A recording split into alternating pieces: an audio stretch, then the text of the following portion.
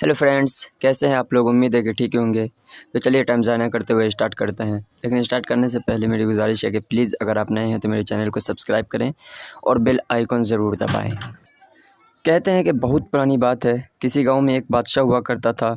तो एक दिन वो बादशाह अपने सबसे काबिल तरीन वज़ीर से कहा कि इस दुनिया के अंदर से 5 बेवकूफ़ लोग को 1 महीने में तलाश करके मेरे पास लाओ। फिर वज़ीर लग गया अपने काम पर और 1 महीने की मशक्क़त और जद्दोजहद के बाद सिर्फ़ और सिर्फ 2 बेवकूफ़ लोग को पेश किया। तो बादशाह ने गुस्से में नाराज़गी का इज़हार करते हुए कहा, मैंने 5 बेवकूफ़ को पेश करने के लिए कहा था।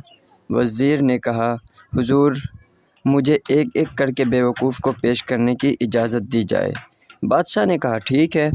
वज़ीर ने पहला बेवकूफ़ पेश किया और कहा, यह सबसे बड़ा बेवकूफ़ है और इसलिए है कि बैलगाड़ी में सवार होने के बावजूद भी अपना सामान सर पे उठा रखा था। बादशाह ने कहा, अच्छा। वज़ीर ने कहा, हाँ। फिर दूसरे बेवकूफ़ को पेश करते हुए कहा, यह दूसरा बेवकूफ़ है और सबसे बड़ा बेवकूफ़ है। इसके घर पर घास उग गई थी फूस फास का घर होने की वजह से। तो यह शख्स उसे काट के लाने के बगैर बैल को ही छत पे चढ़ाने की कोशिश कर रहा था, वो भी लकड़ी की सीढ़ी से। बादशाह ने कहा, तीसरा बेवकूफ़ कौन है। वज़ीर ने कहा, हर महीने की तरह मुझे अहम और उमूर सल्तनत इस महीने भी चलाने थे, लेकिन मैंने 1 महीना बेवकूफ़ की तलाश में बर्बाद कर दिया और सिर्फ़ 2 ही बेवकूफ़ ढूंढ पाया, इसलिए तीसरा बेवकूफ़ मैं खुद हुआ। बादशाह ने कहा, चौथा बेवकूफ़ कौन है। वज़ीर ने कहा, आलम पनाह, मैं माफ़ी चाहता हूँ, ये बात आपकी बात है, मैं बताना नहीं चाहता। बादशाह ने कहा, कहो, तुम्हें कुछ नहीं कहा जाएगा।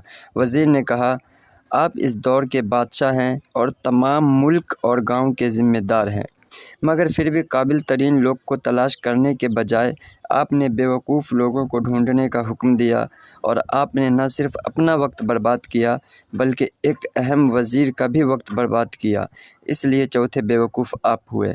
बादशाह ने कहा, अच्छा, 5वां कौन है, अब बता भी दो। वज़ीर ने कहा, 5वां बेवकूफ़ ये शख्स है जो कहानी सुनता जा रहा है अपना काम धंधा छोड़कर, लेकिन ये अब भी सुनता ही रहेगा ढीठ की तरह, क्योंकि आगे मज़ा आने वाला है। बादशाह ने बोला, कैसा मज़ा। वज़ीर ने कहा, बस कहानी ख़त्म।